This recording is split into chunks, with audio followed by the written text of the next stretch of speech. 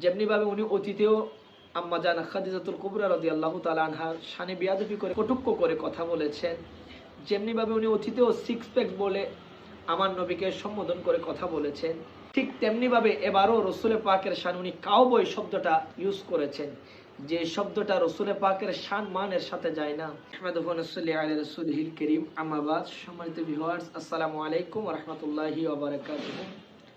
আপনারা সবাই জানেন সোশ্যাল মিডিয়া, ফেসবুক, ইউটিউবের মধ্যে একটা বিষয় নিয়ে খুব তোলপাড় হচ্ছে, আপমর সুন্নি জনতার মধ্যে রক্ত খনন হচ্ছে।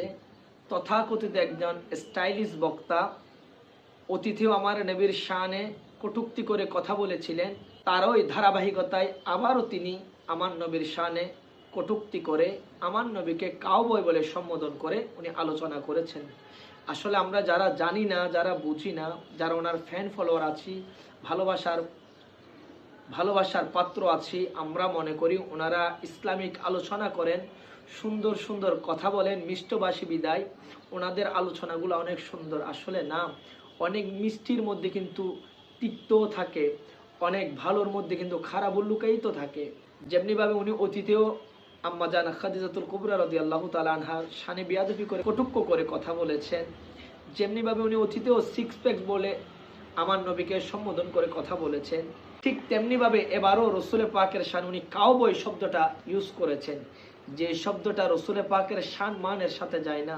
অথচ আমার আল্লাহ কুরআনুল কারীমের হেডলাইন করে দিয়ে রব্বে করিম বলেছেন, ইয়া আইয়ুহাল্লাযীনা আমানু লা তাকুলু রায়না, ওহে ঈমানদারগণ, তোমরা আমার নবীকে লা তাকুলু, তোমরা বলো না, আমার নবীকে ডেকো না, রায়না, রায়না শব্দ চয়ন করে তোমরা আমার নবীকে ডেকো না। তৎকালীন জামানায় আমার নবী যখন হেঁটে যেতেন, কাফের মুশরিকরা, কিলাবুন নাররা আমার নবীকে কষ্ট দেওয়ার জন্য রায়না, ওহে আমাদের রাখাল বলে ডাক দিতেন। আমার নবী পেছন দিক দিয়ে ফিরতেন, ওনারা হাসি ঠাট্টা করতেন, মজা করতেন। রসুল পাকের অন্তরে কষ্ট দিয়েছেন, রব্বে করিমের কুদরতের অন্তরে কষ্ট লেগে গিয়েছেন।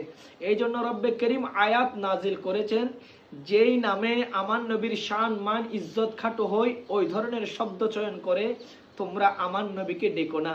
রব্বে করিম নিজে কুরআনুল কারীমের হেডলাইন করে দিয়েছে।